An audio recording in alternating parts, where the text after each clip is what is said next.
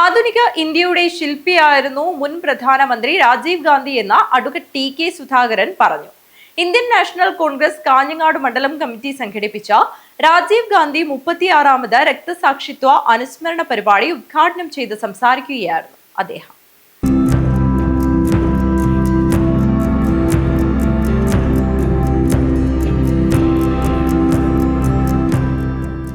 ആധുനിക ഇന്ത്യയുടെ ശില്പി മുൻ പ്രധാനമന്ത്രി രാജീവ് ഗാന്ധി എന്ന അഡ്വക്കേറ്റ് ടി.കെ. സുധാകരൻ പറഞ്ഞു. ഇന്ത്യൻ നാഷണൽ കോൺഗ്രസ് കാഞ്ഞങ്ങാട് മണ്ഡലം കമ്മിറ്റി സംഘടിപ്പിച്ച രാജീവ് ഗാന്ധി 36ാമത് രക്തസാക്ഷിത്വ അനുസ്മരണ പരിപാടി ഉദ്ഘാടനം ചെയ്ത് സംസാരിക്കുകയായിരുന്നു അദ്ദേഹം.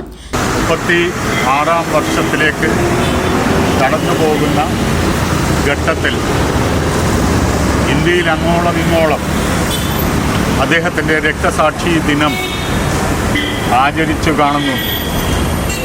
എന്തുകൊണ്ട് രാജീവ് ഗാന്ധിയെ സ്മരിക്കണം എന്ന് ചോദിച്ചാൽ, ഇന്ന് രക്തസാക്ഷി കുടുംബത്തിൽപ്പെട്ട ഒരംഗമാണ് അദ്ദേഹം.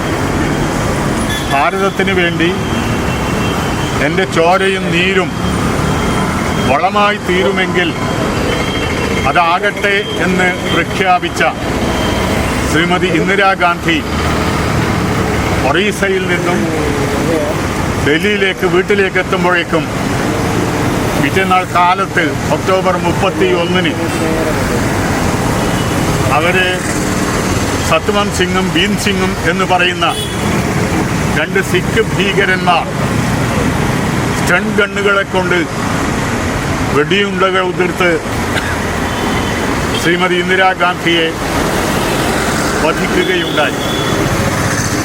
അതിനുശേഷം രാഷ്ട്രീയത്തിലേക്ക് വരാൻ വൈമനസ്യം കാണിച്ച ശ്രീ രാഹുൽ ഗാന്ധിയെ ഇന്ത്യയുടെ പ്രധാനമന്ത്രിയായി അവരോധിക്കപ്പെടുകയുണ്ടായി. ചടങ്ങിൽ മണ്ഡലം പ്രസിഡന്റ് പി.വി. ചന്ദ്രശേഖരൻ അധ്യക്ഷത വഹിച്ചു.